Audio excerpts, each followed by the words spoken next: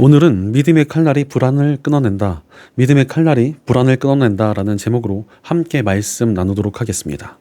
한 시대를 풍미했던 지미 핸드릭스라는 기타리스트가 있었습니다. 인종차별이 굉장히 심했던 시대에 흑임에도 최고의 자리에 올랐고 굉장히 큰 인기를 끌었습니다. 그런 인기를 누렸음에도 그는 마약에 중독되어서 난폭한 행동과 문란한 삶을 이어갔습니다. 그러던 어느 날 그는 공연 중에 갑자기 무릎을 꿇고 움직이지 않은 채 가만히 있었습니다.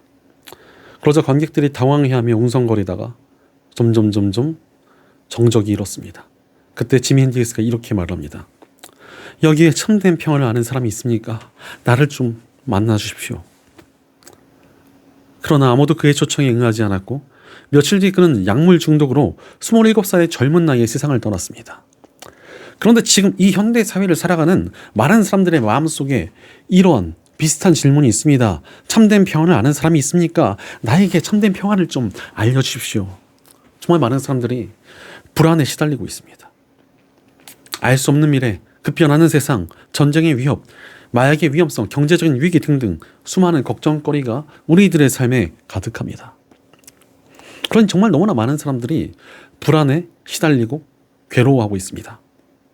그런데 이렇게 불안에 사로잡히면 어떤 현상이 나타납니까?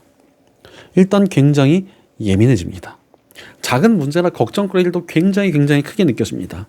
그러다 보니 나쁜 일이 일어나게 될 가능성이나 그로 인해 나타나게 될 문제들을 굉장히 과대평가하게 됩니다. 그에 비해서 자신이 가진 능력은 과소평가하면서 나는 그것들을 이겨낼 힘이 없다라고 여기게 됩니다. 그러니 어떻습니까? 점점 더 불안해지는 악순환에 시달리게 됩니다. 이 불안감 속에서 짜증과 분노에 쉽게 사로잡히기도 하고 우울감을 느끼거나 공황 상태에 빠지는 고통을 겪는 분들도 계십니다. 그렇다 보니 사람들이 이 불안을 해결하기 위해서 양극단으로 가게 됩니다. 한쪽은 과도하게 대비를 하려고 하면서 무리한 투자를 하려 합니다. 뭔가를 갖추면 불안함이 사라질 것이라 생각을 해서 무리해서라도 돈을 모으려 한다거나 투자를 하려고 하며 내 삶을 보호해줄 만한 것들을 쌓아두는 데 집착하게 되는 것입니다. 반대로 불안하니까 아예 아무것도 하려 하지 않는 분들도 계십니다. 어떤 일에 도전하는 것도 그에 따른 어려움을 계산하면서 시도하지 못하고 걱정만 하며 아무것도 도전하지 못하고 시작하지 못합니다. 그러나 이 양극단은 결코 정상적인 상태라고 보기가 참 어렵습니다. 이렇듯 불안은 우리네 인생을 굉장히 건강치 못하게 만든다는 것입니다. 게다가 불안이란 감정은 개인뿐 아니라 이 사회 역시도 건강치 못하게 만듭니다. 불안에 빠져있는 사회는 예민해지고 사람들이 혼란에 빠지게 되며 건강치 못한 분위기가 지속이 됩니다. 그런데 이 불안이 대체 어디서 왔습니까? 단지 세상이 어렵고 가진 게 부족해서 걱정거리가 많아서 불안이 찾아오는 것입니까? 그러나 성경은 불안이 찾아오는 이유를 좀 다르게 진단하고 계십니다. 자, 오늘 말씀 1절은 악인은 뒤쫓는 사람이 없어도 달아나지만 의인은 사자처럼 담대하다라고 말씀하십니다. 성경에서 말하는 의인과 악인은 단순히 착하고 덜 착하고가 아닙니다. 하나님과의 관계에 따라서 죄인과 의인이 나누어지는 것입니다. 바로 십자가의 복음을 통하여 하나님께 죄를 용서받고 구원을 얻은 사람은 하나님 안에서 의롭다함을 받은 의인입니다. 반대로 하나님과의 관계가 깨어져 있는 사람은 자신의 죄를 해결할 수 없기에 죄인인 것입니다. 바로 하나님과의 관계가 깨어진 죄인들은 불안에 떨며 살아간다라고 오늘 말씀은 이야기하고 계신 것입니다. 실제로 아담과 하와가 죄를 지어서 하나님과의 관계가 깨어지자 그들은 불안에 떨며 하나님을 피해 숨어버립니다. 이것이 바로 모든 인류가 가지고 있는 하나님과의 분리에서 임하는 불안입니다. 그리고 이 불안이 바로 우리가 가진 모든 불안의 근원이라고 할 수 있습니다. 그렇다면 이 불안은 대체 어떻게 해결될 수 있겠습니까? 돈을 많이 쌓아두고 문제를 해결하거나 아니면 어떠한 쾌락을 즐긴다고 이 불안이 해결될 수가 없습니다. 근본적인 문제인 하나님과의 관계가 회복되어져야지만 근본적인 불안의 문제가 끊어질 수 있다는 것입니다. 마찬가지로 이 사회에 가득한 불안의 문제 역시도 하나님과의 관계가 회복될 때 끊어질 수 있습니다. 그러니 하나님의 자녀들인 우리가 불안에 떨며 살아간다거나 아니면 이 사회가 불안에 물들어가는 것을 그저 방관하는 것은 뭔가 어울리지 않는 일입니다. 우리가 가지고 있는 하나님을 신뢰하는 이 담대한 믿음이 또 그 믿음을 가지고 이 세상을 하나님께로 초대하는 이 전도가 우리 인생과 사회를 동여매고 있는 불안을 끊어내는 칼날이 되기 때문입니다. 그러니 우리가 믿음으로 불안을 이겨내고자 하는 이 싸움을 싸우지 않는다면 이것은 직무유기가 아니겠습니까? 그러니 우리는 우리가 가진 믿음의 칼날로 불안을 끊어내야 합니다. 그렇다면 구체적으로 어떻게 불안을 끊어내야겠습니까? 첫째로 하나님 앞에서 온전해짐으로 내 삶의 불안을 끊어내야 합니다. 우리를 불안하게 만드는 원인이 무엇입니까? 가장 많은 사람들이 걱정하게 되는 문제가 있다면 아마도 먹고 사는 문제일 것입니다. 문제나 어려움을 만났을 때 이러다가 내가 완전히 망해서 제대로 먹고 살지도 못하면 어찌하나 이것을 불안해하는 것입니다. 바로 생존의 문제를 사람들은 불안해합니다. 그런데 먹고 사는 문제에 집착하다 보면은 점차 생존이 아니라 다른 것들이 불안해집니다. 이미 나는 충분히 먹고 살 만한 사람인데도 불구하고 다른 걱정거리들을 가지고 살아가게 된다는 것입니다. 점점 내가 다른 사람들만큼 제대로 못 먹고 살면 어떻게 되나라고 하면서 비교하기 시작합니다. 그러면서 내가 남들보다 못 먹고 살 것을 불안해합니다. 또 어떤 사람들은 나중에는 나보다 못한 사람이 나만큼 먹고 살면 어쩌나 하면서 다른 이들을 낮게 깔아보고 무시하며 교만한 마음으로 살아갑니다. 또 그러면서 나보다 못한 이들이 나만큼 잘 사는 것을 불안해하는 말도 안 되는 걱정거리에 빠지게 되는 것입니다. 처음에는 생존의 문제만 걱정이 됐는데 점차 남들과 비교하게 되고 또 교만한 마음으로 더 큰 걱정과 불안에 시달리게 되는 것입니다. 그러니 오늘 말씀 7절은 먹기를 탐하는 사람들과 어울리는 아들은 아버지를 욕되게 한다고 말씀하고 계십니다. 사실 크리스천들 중에서 아버지 하나님의 이름에 먹칠을 하고 이 교회의 이름을 완전히 땅에 떨어지게 만드는 사람들은 어떤 사람들입니까? 먹고 사는 문제, 즉 세상에 주는 이득에 집착을 하다가 믿음의 길을 떠나고 그것들을 얻기 위해서 죄악에 빠졌다가 세상의 지탄까지 받게 되는 것이지 않습니까? 왜 이렇게 되는 것입니까? 사실 먹고 사는 문제에만 매여 사는 삶은 짐승과 구별되지 않는 삶이기 때문에 그렇습니다. 짐승들은 먹고 사는 문제에만 집착하면서 살아갑니다. 그러나 사람이라면, 특히 하나님의 사람이라면 다른 가치를 붙들고 살아가야 되지 않겠습니까? 바로 하나님의 뜻과 영광을 위해 살아가는 것이 우리를 좀 더 사람답게, 무엇보다도 하나님의 사람답게 만들어갑니다. 그렇다면 하나님의 뜻과 영광을 위해서 살아간다는 것은 어떤 삶입니까? 하나님의 영광은 예수님의 길을 떠나서는 존재하지 않습니다. 성경은 하나님께서 우리 예수님의 이름을 지극히 높여 모든 이름 중에 가장 뛰어난 이름을 주셨다고 말씀하고 계십니다. 예수님의 이름을 지극히 높이셨다는 것은 예수님의 길이 하나님께서 가장 기뻐하시는 길이라는 것입니다. 또한 가장 뛰어난 이름을 주셨다는 것은 오직 예수 그리스도의 길에만 하나님의 참된 영광이 있다는 것입니다. 그러니 예수님이라면 어떤 길을 가셨을까를 고민하며 예수님을 따르는 사람만이 영광스러운 삶을 살며 하나님의 뜻대로 살아가는 그런 인생을 살아갈 수 있다는 것입니다. 그런데 우리 예수님께서는 이 먹고 사는 문제에 대해서 어떻게 반응하셨습니까? 물론 예수님께서 먹고 마시기를 굉장히 즐겨 하셨습니다. 하지만 그것을 얻기 위해서 악한 짓을 하신다거나 탐욕을 부리신 적은 단 한 번도 없으십니다. 오히려 그런 것들을 걱정하지 마라. 먹고 사는 문제를 걱정하지 말고 하나님의 일을 바라보라고 우리에게 말씀하셨습니다. 이것이 바로 우리가 따라가야 할 길입니다. 그래서 오늘 말씀 10절과 8절은 우리가 결코 악한 짓을 저지르거나 누군가를 아프게 함정을 파서 내 이득을 취하려 하지 말라고 말씀하고 계십니다. 과연 예수님께서 보실 때 우리가 악한 짓을 하거나 남들을 아프게 해서라도 이득을 취하려 한다면 우리를 기뻐하시겠습니까? 그런데 너무나 많은 사람들이 자신의 이득을 위해서 수단과 방법을 가리질 않습니다. 내게 이득이 된다면 편법을 사용하거나 남들의 아픔을 아랑곳하지 않고 살아갑니다. 그러나 성경은 명확하게 그런 삶에는 반드시 대가가 있다고 말씀하고 계십니다. 그렇게 얻은 이득은 모조리 다 잃어버릴 것이고 오히려 그것은 자신의 삶을 함정에 빠뜨리는 그 결과를 나타낸다고 오늘 말씀은 이야기하고 계십니다. 그러니 자신의 이득을 얻기 위해 악한 짓을 하는 사람의 마음에는 불안이 찾아올 수밖에 없습니다.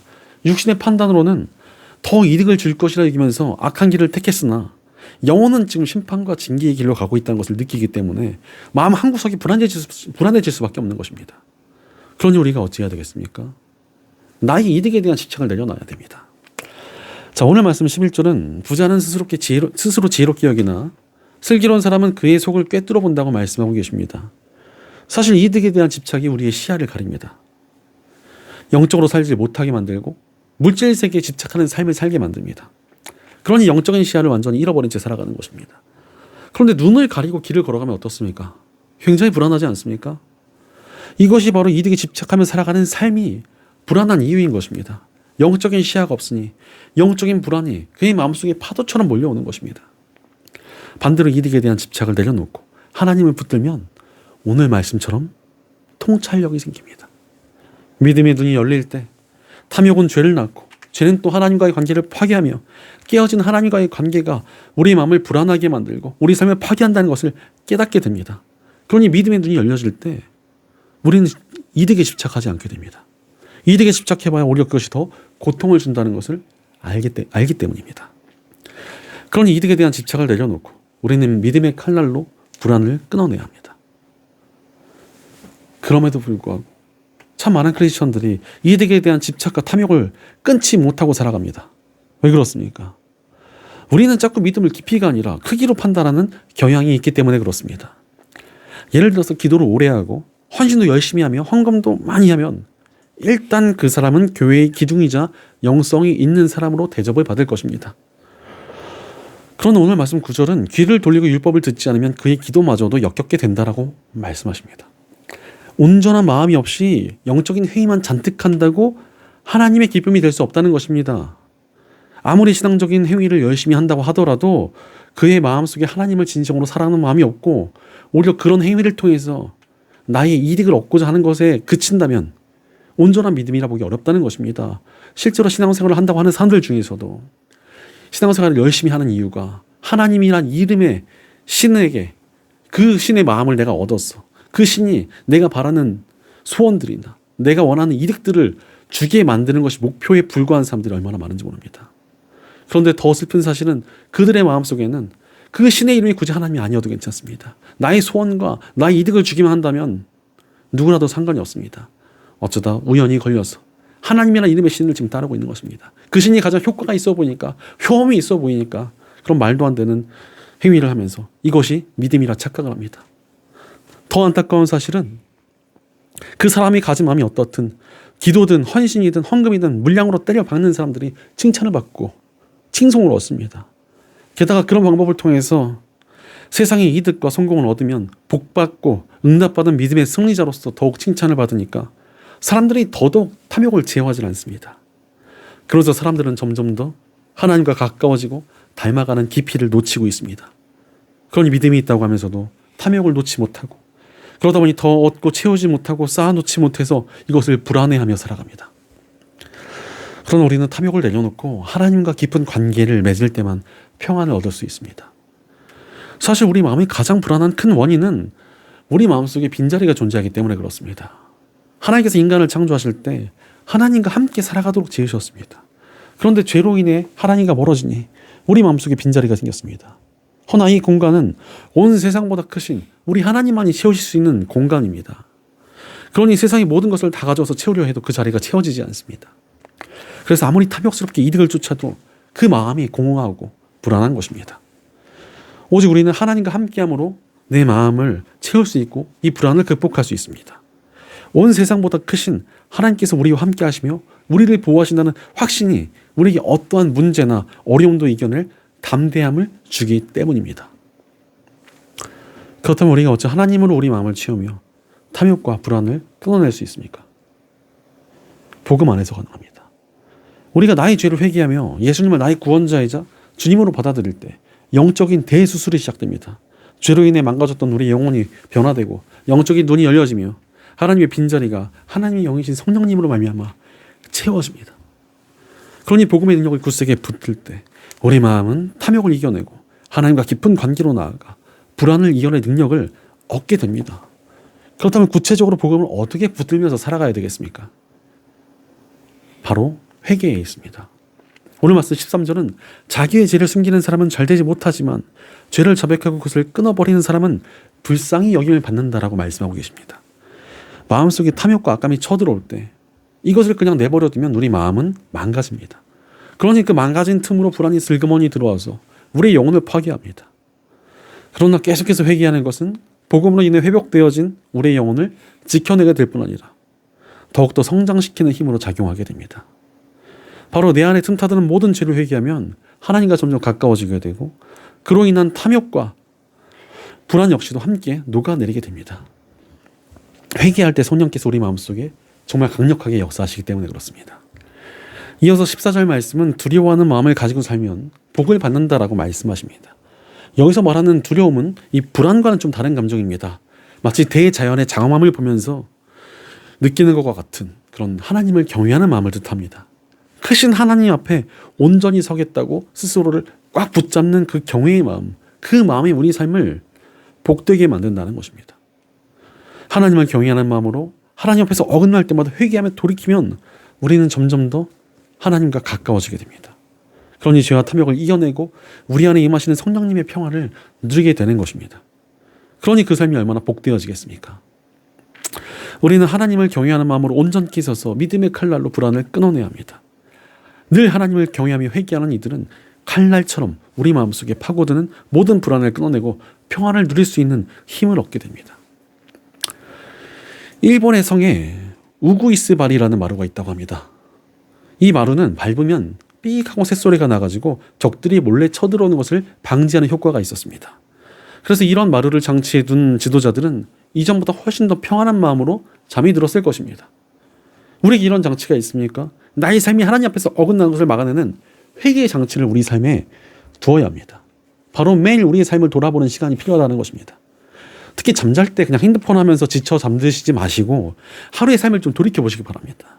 늘 하루의 삶을 회개하고 점검하며 하나님께 나아가면 우리 마음이 점점 정돈이 됩니다. 게다가 회개하면 우리 마음이 지켜지고 성장하는 역사가 일어납니다. 예전에 청소년 사역을 할 때 잠시 맡았던 한 남매가 있었습니다. 그런데 이 학생들의 집안이 그렇게 유복하지도 않았고 집안이 좀 많이 어려워서 사교육을 잘 시키지도 못했는데 공부들도 굉장히 잘하고 사춘기도 거의 겪질 않고 지나갔습니다. 그래서 대체 비결이 뭘까 궁금했는데 이유로 알았습니다.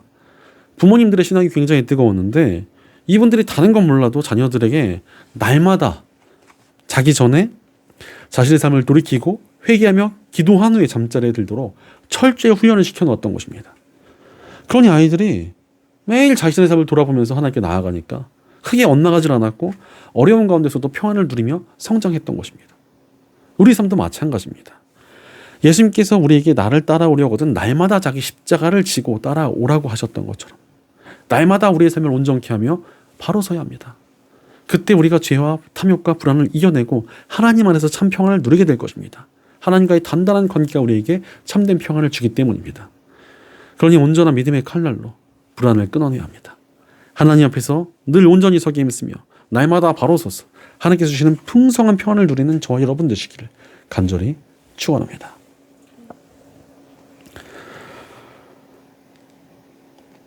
둘째로 하나님 앞에 온전히 서서 불안을 끊어내야 합니다. 하나님 앞에 내가 온전히 섰으면 이제 무엇을 해야 합니까? 나 혼자 평안을 누리는 게 아니라 이 평안을 세상에 확산해야 합니다. 오늘 말씀 12절은 정직한 사람이 이기면, 즉 온전한 믿음의 사람이 바로 서 있으면 세상에 기쁨을 준다고 말씀하고 계십니다. 바로 우리 삶에 여기에 있습니다. 이 망가져 있는 이 세상에 하나님을 위한 기쁨과 평안을 나누어줘야 합니다. 사실 지금 이 세상이 얼마나 망가져 있는지 모릅니다. 자, 오늘 말씀 2절을 보니까 나라의 반역이 일면 통치자가 자주 바뀐다라고 말씀하고 계십니다. 바로 하나님을 반역하는 정신이 가득할 때 정말로 세상이 혼란스러워집니다. 지금 이 시대에 하나님을 반역하는 정신이 얼마나 가득합니까? 곧 며칠 있으면 할로윈이라고 해가지고 전국의 청년부터 유치원생들까지 다 귀신 문장을 하고 돌아다닙니다. 게다가 최근 들어서는 하나님께서 지으신 성별의 구분을 무시하고 자기네 멋대로 성을 구분하겠다는 목소리들이 높아지고 있습니다. 세상 곳곳에서 인간성을 무시한 악한 사건들은 끊임없이 벌어지고 있고 예상치 못했던 전쟁의 공포가 전 세계를 지배하고 있습니다. 하나님을 대적하니 극심한 혼란이 찾아온 것입니다. 게다가 3절 말씀에 가난한 사람이 가난한 사람을 억압한다는 말씀처럼 온 세상이 남과 여, 지역과 지역, 세대와 세대로 갈라져서 갈등을 벌이고 있습니다. 하나가 되어 이 어려운 시기를 극복해야 될 국민들끼리 서로를 억압하고 있습니다. 이런 세상을 살아가니 불안하지 않을 수가 있겠습니까? 그러나 2절 말씀 후반부를 보니까 지혜로운 사람이 통치를 하면 평안이 온다고 말씀하고 계십니다. 지혜로운 사람의 통치가 무엇입니까? 믿음을 가진 지도자가 나오면 세상이 평안해진다는 것입니까? 오히려 성경은 우리를 왕같은 제사장이라 부르시며 우리에게 이 세상을 맡기셨습니다. 우리가 이 땅을 책임지고 맡아야 된다는 것입니다. 그때 이 세상이 평안해진다는 것입니다. 그런데 우리가 어떻게 이 세상을 맡는 사람이 될 수 있습니까? 제일 중요한 핵심은 이 세상을 위해 하나님께 기도하는 것입니다. 사실 지금 이 나라의 비극이 여기에 있습니다. 예전에 나라에 문제가 생겼다고 하면 전국의 산마다 기도 소리가 울려 퍼졌습니다. 크리스천들이 나라의 미래를 놓고 목숨을 걸고 기도했던 것입니다. 그런데 지금 어떻습니까? 문제가 생기면 크리스천들이 시위하러 가고 SNS에 글 올리고 분노만 하고 있습니다. 게다가 4절 말씀 보니까 율법을 버린 사람은 악인을 찬양한다고 하는데 크리스천들 사이에서도 진영 논리라고 해가지고 자신이 지지하는 정치 세력이나 사상이 있으면 무조건 지지합니다. 악한 짓을 해도 자기 편이면 무조건 옹호를 하고 크리스천들이 나서가지고 싸움을 부추기기까지 합니다. 그러니 오늘 말씀 5절처럼 공의를 깨닫지 못합니다. 세상의 논리에 휩쓸려서 세상과 더불어 화를 내고 오히려 세상에 불안을 줍니다. 그러나 5절 말씀 후반에는 주님을 찾는 사람들이 모든 것을 깨닫는다라고 말씀하십니다. 주님을 찾는 사람들, 즉 기도하는 사람들은 참된 지혜를 얻습니다. 세상에 휩쓸리기보다 하나님을 붙드는 것이 훨씬 더 옳다는 지혜를 깨닫게 된다는 것입니다. 하나님 앞에 바로 선 사람들이 많이 나타나고 우리의 기도가 세상에 울려 퍼지면 나라도 온전케 되고 온 열방까지도 바로 세워질 수 있다는 지혜를 기도하는 사람들은 깨닫게 됩니다. 그러니 기도하는 이들이 많아질 때 세상의 불안도 끊어지지 않겠습니까? 그러므로 우리는 세상에 있는 불안을 믿음의 칼날로 끌어내야 합니다. 바로 믿음의 기도로 이 세상을 품을 때 이 세상의 불안이 사그라들 수 있습니다. 세상의 문제들이 무너지고 어려움이 극복되면 이 나라가 주님 안에서 복되어지게 변화될 수 있는 능력은 우리 크리스천들의 기도에 있습니다. 온 세상을 변화시킬 능력의 시작 역시도 우리들의 기도에 있습니다. 반역으로 가득 찬 이 불안한 세상의 정신을 끊어낼 모든 힘도 우리 기도에 있습니다. 그러니 기도하며 믿음의 칼날로 불안을 끊어내야 합니다. 그럼에도 불구하고 많은 분들이 세상의 불안을 품고 기도하는 것을 귀찮아합니다. 하더라도 피상적으로 몇 번 하고 끝냅니다. 왜 그렇습니까? 기도해봐야 별 의미가 없다고 생각하는 것입니다. 나 한 사람이 온전히 서고 열심히 기도해봐야 뭐가 달라지겠느냐고 스스로를 과소평가합니다. 그러나 오늘 말씀 6절은 부유하나 구부러진 길을 가는 사람보다 가난해도 흠없이 사는 사람이 낫다라고 말씀하십니다. 흠없이 하나님 안에서 살아가는 것이 악한 짓을 하며 이득을 쫓는 삶보다 훨씬 낫다는 것입니다. 왜 그렇습니까? 하나님 나라가 다가오고 있기 때문에 그렇습니다. 복음의 약속 중에 하나는 구부러진 길이 펴진다는 것입니다. 하나님 나라가 임할 때 잘못된 길을 가던 이들은 심판받게 될 것입니다. 반대로 온전한 길을 걸어갔던 사람들은 상급을 얻습니다. 더 놀라운 사실은 마지막 때가 오기 전에도 우리 크리스천들이 정말 믿음으로 바로 서서 기도하면 이 땅에 하나님 나라가 임하게 된다는 것입니다. 그때 그 안에서 구부러진 길이 펴집니다. 악한 것들이 끊어지고 무너질 때가 반드시 오게 된다는 것입니다. 저는 확신하는 것이 하나 있습니다. 지금의 시대가 너무나 혼란스럽지 않습니까? 특히 정치적 올바름이라고 해서 동성애자들을 무조건 받아들여줘야 되고 동성 결혼도 인정해줘야 된다고 하며 성적인 질서를 무너뜨리는 것이 전 세계를 지배하려 합니다. 이전 시대에는 동성애를 죄라고 이야기했는데 이제는 동성애를 인정하지 않는 것이 죄라고 말을 합니다. 하나님께서 지으신 남녀라는 성별의 구분이 아니라 성을 자신의 마음대로 바꾸는 것이 옳다고 이야기합니다. 온갖 컨텐츠들에서 성적 부도덕을 진리라고 말하고 있습니다. 그와 반대로 교회들은 어려움을 겪고 있고 부흥은 너무나 먼 이야기처럼 보입니다.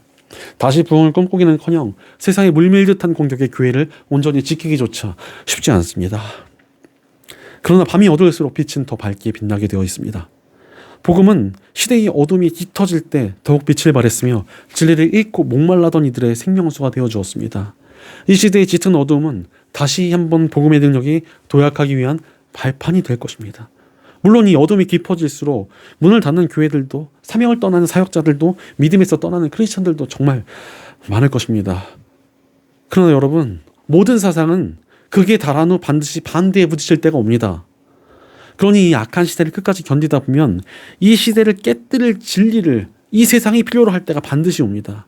그때가 바로 진리를 붙들고 견딘 크리스천들을 통하여 다시 한번 부흥이 시작될 때입니다. 저는 이 사실을 믿어 의심치 않습니다. 지금 이 악한 시대가 점점 더 악해지고 극에 달할 것입니다. 그리고 반드시 그 악해져서 세상이 너무 어두워질 때 그들은 빛을 그리워하게 될 것입니다. 그때가 바로 다시 한번 부흥이 올 때입니다. 복음은 지독한 성적인 부패로 가득했던 로마를 변화시켰고 지독한 차별과 식민지 지배로 인해 절망에 빠져있던 한반도를 변화시켰습니다. 다시 한번 그러한 역사는 올 것입니다. 그때 세상의 악함으로 인한 불안은 끊어지고 하나님의 평안이 이 세상을 감싸할 것입니다. 그 일이 속히 오려면, 또 그 일이 오기까지 교회와 성도들을 지켜내려면 우리 한 사람 한 사람의 기도가 절실히 필요합니다. 그러니 이 불안하고 어두운 세상을 품고 끝까지 기도해야 합니다. 그때 반드시 하나님의 역사는 나타납니다.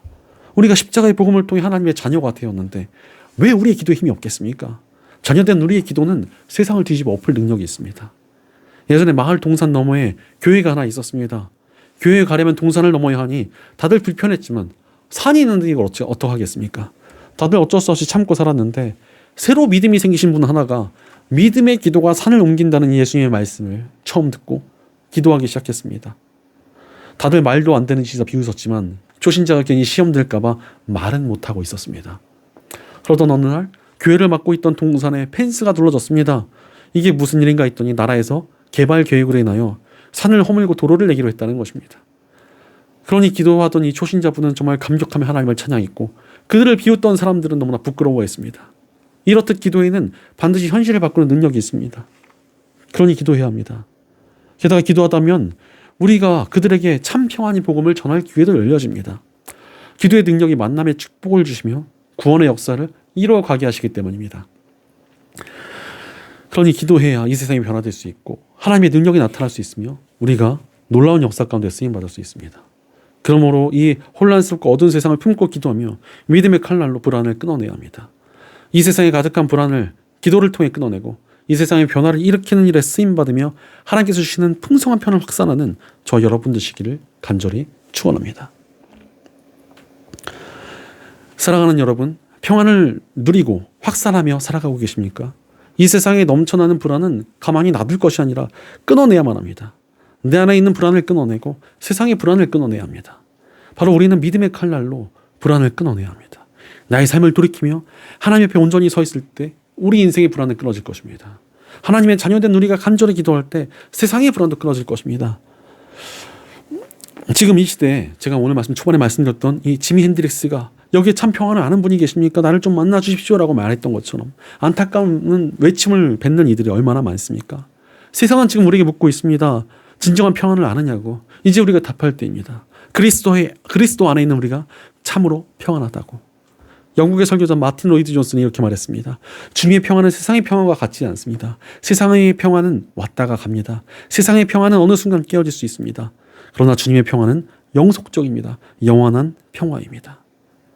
그러므로 우리 모두가 이 영원한 평화를 누리시길 바랍니다. 그때 우리 안에 불안은 떠나갈 것이고 세상의 불안도 거쳐가기 시작할 것입니다. 하나님 안에서 평안을 전하는 우리를 통해 영원히 구원받고 교회가 변화되며 이 나라와 민족, 나아가 온 세상이 새롭게 변화될 것입니다. 이 어려운 시대를 끊어낼 부흥의 역사가 동트기 시작할 것입니다. 이 땅에 다시 한번 하나님 나라의 선한 가치가 풍성히 열매 맺게 될 것입니다. 그러니 하나님의 평안을 붙들고 전하며 믿음의 칼날로 불안을 끊어내야 합니다. 하나님 앞에 온전히 서서 세상을 품고 기도하며 모든 불안을 끊어내고 하나님 나라의 평안을 확산하는 일에 쓰임받는 저와 여러분 되시기를 주의 이름으로 간절히 축원합니다. 기도하겠습니다. 언제나 우리에게 참된 평안을 주시는 하나님 아버지 감사합니다. 우리가 하나님께서 주시는 평안을 잃어버리고 세상의 가치들에 집착하며 헛된 불안에 사로잡히진 않았는지 우리의 삶을 돌이켜봅니다. 그러나 이제 우리가 하나님께서 주시는 평안을 누리기 원합니다. 날마다 주님 앞에 바로 서서 하나님과의 온전한 관계 가운데 임하는 평안을 누리게 하옵소서. 또한 세상의 불안을 외면하지 말고 그들을 품으며 간절히 기도함으로 평안을 전하게 하옵소서. 우리들의 공동체 가운데도 함께 하셔서 우리가 서로를 격려하며 바르게 서서 함께 세상을 품고 기도하며 이 세상의 평안을 흐르게 하는 공동체로 쓰임받게 도와주옵소서. 늘 우리 곁에서 평안이 되어주시는 우리 주 예수 그리스도의 이름으로 기도드립니다. 아멘.